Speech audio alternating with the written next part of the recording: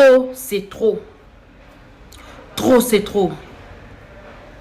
Insécurité na Kinshasa et Leki. Affaire kidnapping, enlèvement na Kinshasa et Leki. Kokote la batu na bandaku et Leki. Ko retrouver ba corps sans vie et Leki. Chaque jour.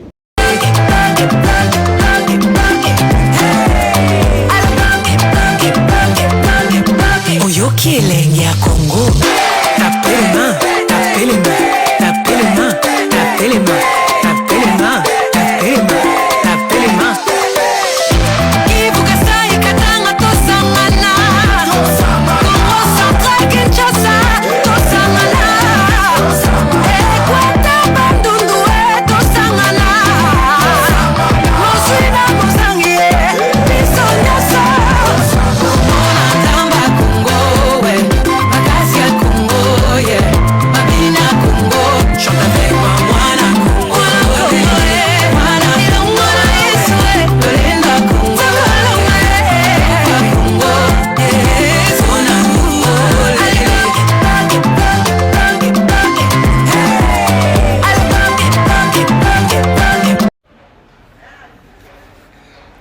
Trop, c'est trop.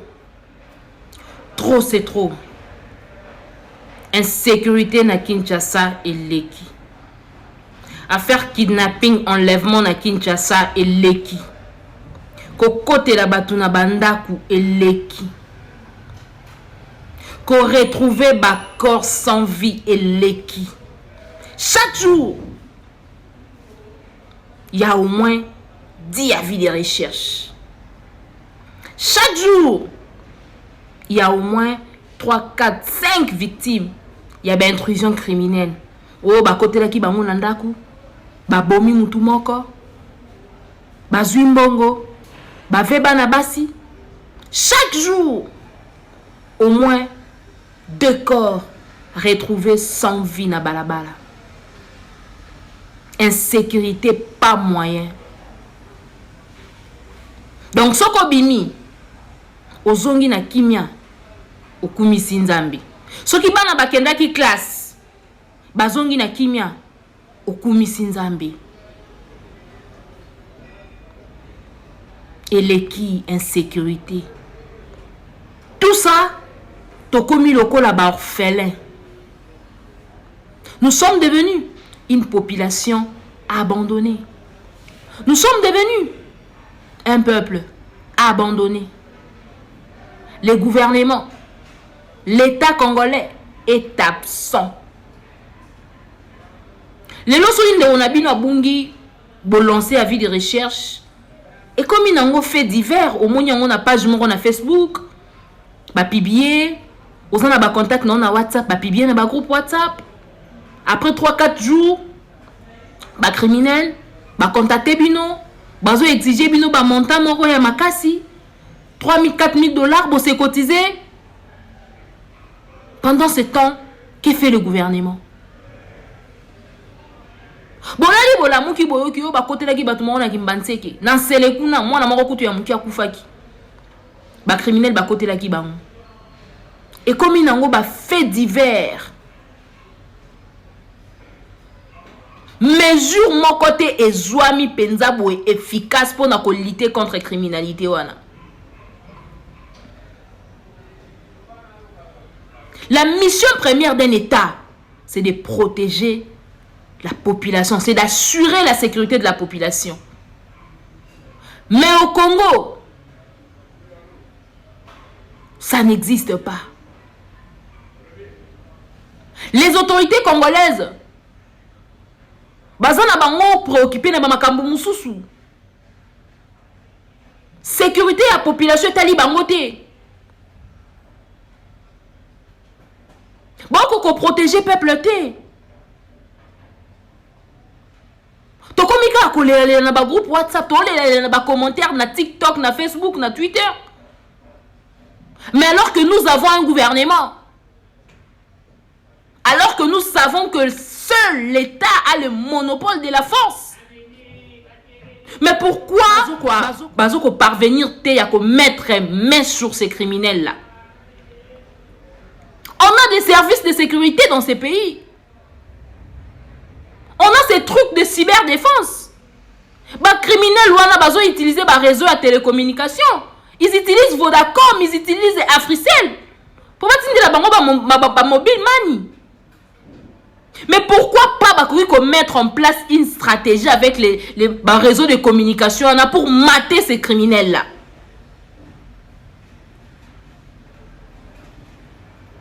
On est fatigué. On est fatigué. Quel est le travail du gouvernement? Quel est le travail du gouvernement? Votre travail, c'est seulement détourner, voler des millions de dollars. Ok, si vous le faites, c'est votre pouvoir. Ton dimi est un pouvoir nabino. Mais, parce que déjà, population on se débrouiller. Et belé badam ko kana ke ko luka za commerçant ke ko luka. Mais ko zonga na ye komi ya keba. Msusu pe ba kei ba zonga te. Le minimum au peuple ko senga bino, c'est sa sécurité. Bon protéger peuple. Mais bon ko sala ngote.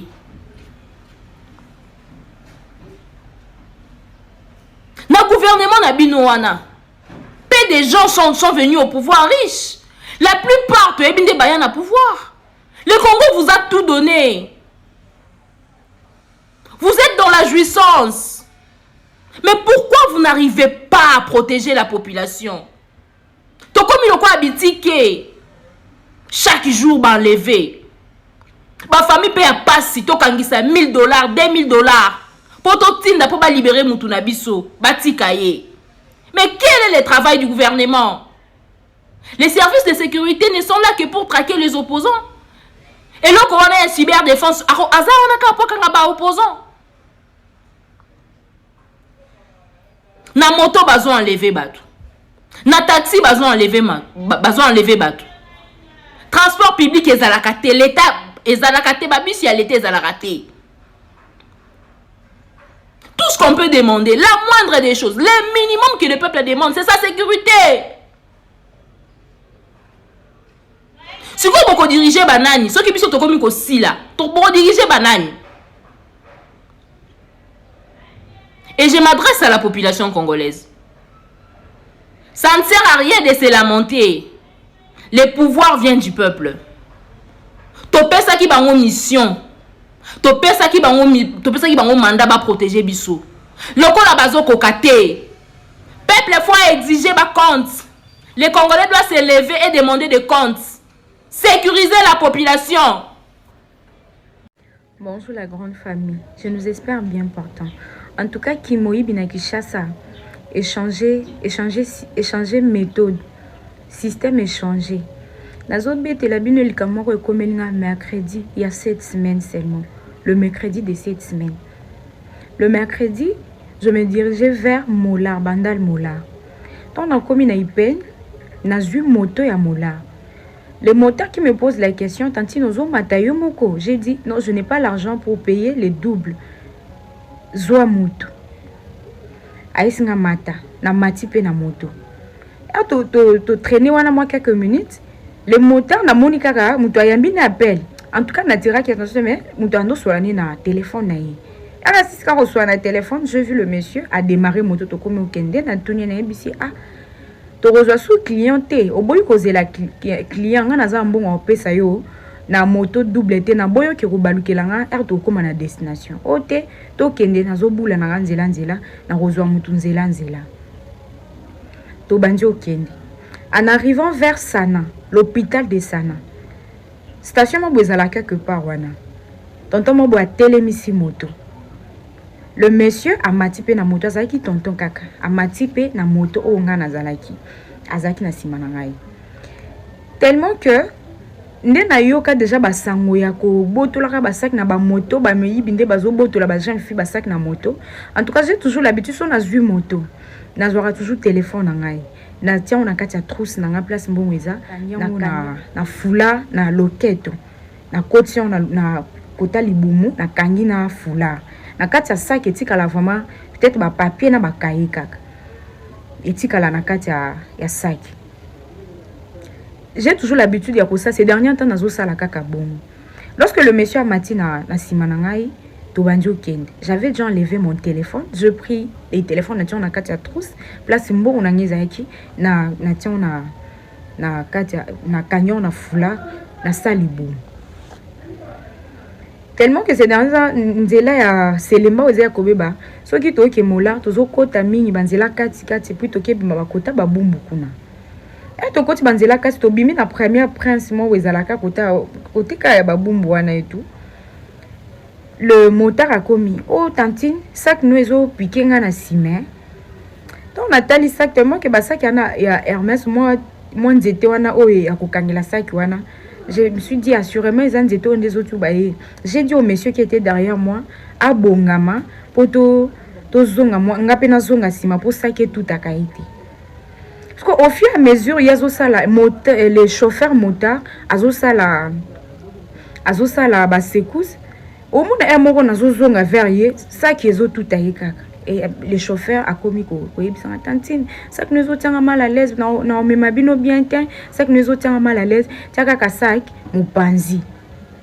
J'ai dit papa zo kate mikolo nde ba oboto la bato ba sac na moto nde les clients qui étaient derrière à zo appuyer moteur yebisi était est-ce que eloko soki ki ozo kanisango nde ko komela so kanisango te komela ote yo tiaka sac no mupanzi to kende po chauffeur azala pe à l'aise. Les motards a commencé à parler. Na esi papa sur le but du sous au kitisanga. O ezali kambo o kitate, ezali kambo o kitate mais ezali kambo ka razwa sac cha mupanzi, yo ko tchono ba négativité na mutute, il y aura personne qui va te ravir ton sac. Na zui sac, na kotion na loboko boye, na fantion kaka na mo mupanzi. Nde motard, oh merci ndingo comprendre. Nzoka nde yazo loba ponga na bimisa sac na ndenga ya mupanzi wana eza mission tonton azaki na sima bazaki complice na mota tonton akati ngai sac era akati sac heureusement na j'ai toujours l'habitude de na utaki loba na ibandilike na longola ki déjà trousse na ngai na téléphone na sac etikala ki bible na bloc note na ba document ya musala et les tontons a katingai sac. A kati sac, a moni ke na kati sac ezaka ka bible na bloc note na ba document. Na yoki kaka a lobby eloko mo baye lominga na yota muta lobby ke na trouvé rien na moni l'autre côté, na trouvé rien. Na pe souboule. Na trouvé rien. Nde chauffeur a dit kaka nde na lo baboy. C'était vers 12h. Atika a commis quelque part le monsieur qui était derrière moi, a dit chauffeur a quitté sanga awa. A quitté si. A quitté si ka biso to pusani ka muke. Motard a bandi nanga. Tantine en plus na bando yebiso OK. O me koko poussa sac nous na sima ezo tanga betouffement. Ozotia pe munozano pe ne lo côté oswani singa nzela nzoko ndo zano pe ne lo côté ba omona ka mwasi bo mazane lo côté kita na moto ngabi kondozo kitanga na moto boy po to komi na destination te na opesa yo mbongo o kita na posa kuto mbongo ngu to opesa ngo euta pi yo moko zano ne lo côté c'est dit le motard s'est fâché na c'est bon kiti sanga kita a ozana loko tozo chaborger pa mozo swani sanga na moto pe sac non pe zo piquer nga peza pe ne lokote nde akitisinga na moto a démarrer moto akei na tikalana na oka mwakaka est-ce qu'on na simbi pona misa trousse na téléphone na kati ya sac nde na kuti sac ba kati mpanzi na bi dans ce qui téléphone ngeza ki na kati ya sac na trousse ozaki na sima ngai banga téléphone ayibinga na trousse akiti na moto akei siko ye amemanga na destination ba simisanga touche pona ngana za na mbongo ya transporter ngana koma place na okende te. En tout cas bande kwa basi to tirer vraiment attention to za la vigilante na moto mutu so mata akoza la pe cliente za complice ya chauffeur mutu so mata na moto donc confiance na mutu te so kika mutu akomoto mal à l'aise na moto en tout cas kita na yo kita ponga des ans ne banengana kita maintenant que chauffeur ayi ko zoma maîtrise pour non ba yiba kingate loko non ba yiba ngate ya onda se calma ki mettons en moni mission na ye échoué directement aye kokitanga wana na katikati ana alobi na naza ne lo côté a fini nga. Pardon, tous à la vigilante qui m'a bien changé méthode. Et ben communauté internationale partout aux les cas bazo bisoni. Ça la dialogue na boketu wambo tolingi dialogue inclusif. Toko kabola no pouvoir wana ozomona. Kabila kabola ki amona ba Jean-Pierre Mbemba ba Corazon City. Yoko kabola pouvoir anangai. Toko vana na table moko toko vana olinga te mbalo na kovana na bino table moko. Bozo sakana la bato. So olobi français nos vrais congolais. Eza ndeko moko pe ba kidnapper. Bola na ngai très bien. Botine la live vidéo oyo na vice-premier ministre il y a intérieur monsieur Jacquemain Chabani. Yo ba makambo yo sa na mboka na yo. J'ai même la photo parce que tant mon toi tine la photo tine on a vie unique. Mais moi j'ai la possibilité à tabatiner la photo en vie unique, je peux récupérer ça. La personne m'a envoyé la photo en vie unique, mais j'ai récupéré ça quand même. Bah ligoter moutou, bah lever moutou na famille. Pendant que je parle ici, bateau baza ba polo famille wana, bah ebi likambo, ils seront étonnés comment je suis même au courant de cette situation. Mais moi je viens dénoncer cela. Je suis en train d'informer au responsable numéro 1 de la police de la ville de Kinshasa, na bateau nyonso, même Daniel Bumba, même Badounos, envoyez-le la vidéo. Baligoté batien na kati ya douche. J'ai cette image ici. Celui ba autorité de contacter dans l'accès yango. Et puis je vous dirai la personne qui m'a contacté parce qu'elle a voulu rester en anonymat. Donc ça dit ba kidnapper mutu na kati ya famille, ba kei na ye, ba zu numéro de téléphone ba comment bien la famille na bati na mongo, ba pesi bango d'abord échéance, il y a 42 il y a 2 jours c'est combien 48 heures. Il y a 48 heures. Si on va terroriser bango, bon on va terroriser bango. Bah si bango que surtout quand on signaler la police, celui-là va alerter la police. Moi dans la ville on va retrouver les voix pour tika là pour mon insulter. Bon, nous doit contacter la YMC bango. YMC bango bo. Batouano ba bengi bino na numéro ligne. Suivez-moi très bien. Babengi bino na numéro de o babengi biso na ba réseau ya Congo na bieza les Vodacom et ça Airtel les Africell. C'est pourquoi naturellement parenthèse nazo kebi ça peut ba réseau nyonso. Il faudrait que makamto zo sérieux parce qu'il s'agit de la vie des humains, de la vie des gens. Vodacom, Airtel, Africell, Orange, bino ba réseau na nyonso. Celui qui nous ça la criminalité. Moi je vous ai envoyé les numéros des gens au ba prometteur na loi. Vous n'avez rien fait, rien. Si vous avez un numéro, il y a un tour, il faut vous traquer, vous allez noter. Je veux venir vous responsabiliser par réseau de télécommunications. À tout le numéro réseau Benga, et le numéro de réseau Ning. Avec le numéro de Kinshasa et RDC. Mais pourquoi à partir de ces numéros, on ne peut pas retracer ces criminels-là? Pourquoi Basso Bang. Mais vous avez peur de quoi? Qu'est-ce qui vous rassure que vous allez récupérer votre frère vivant? Contactez la police, contactez la tribune du savoir, contactez-nous. Nous allons toucher aussi certaines personnes.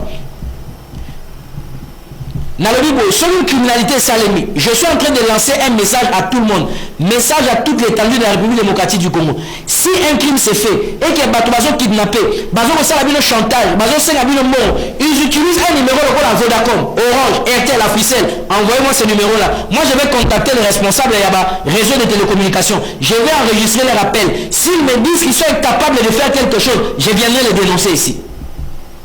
Ils doivent faire quelque chose. Sinon, ça serait la complicité. Réseau Nyonso, Nathalie Bakon Nabino, et puis je vous mets déjà en garde. Nasomi Nazu dossier, na service client, je vais enregistrer l'appel et vous allez nous dire où sont ces gens. Vous en avez les compétences et la capacité de tracer le numéro Nyonso tout. La criminalité s'est fait à Kinshasa, les gens. La criminalité s'est fait à Kinshasa, les gens utilisent des numéros de télécommunications. Il y a Vodacom, il y a Airtel, il y a Africell, pour se sentir responsabilisé. Se sentir responsabilisé. Ils ont utilisé le numéro de ça et ils ont circulé librement. Et vous aussi, quand vous avez votre frère qui est kidnappé, batine bino photo na ba ligoté, ba kangi boye, ba zo betaye, ba ebisi bino que bon informer la police, bon informer à ta réseau mon côté et puis vous fermez aussi votre bouche. Vous pensez que vous allez, qu'est-ce qui vous rassure que vous allez le trouver vivant? Dénoncez-le. Nous devons dire la main à pour la terre. Dénoncez-le. Vous avez peur de quoi? Peur de quoi? Peur de quoi? T'as la Bible, hein? Au moins, nous a déterminé que moi, on va pourchasser ici à 2h du matin, na Bandal. Ils n'ont pas eu, ils ont tiré sur tous les véhicules fracassés. Ils ont fait ce qu'ils pouvaient faire, j'ai abandonné, j'ai quitté. Mais pourquoi ils ne m'arrivent pas à me tuer? Parce que ce n'est pas leur temps. Dieu ne veut pas. Dieu veut que je continue à faire le travail que je suis en train de faire ici. Mais pourquoi vous n'arrivez pas à dénoncer? Dénoncez-le. Dénoncez les criminels. Dénoncez la criminalité. Dénoncez l'escroquerie. Ils ne vous feront rien. Ils ne vous feront absolument rien.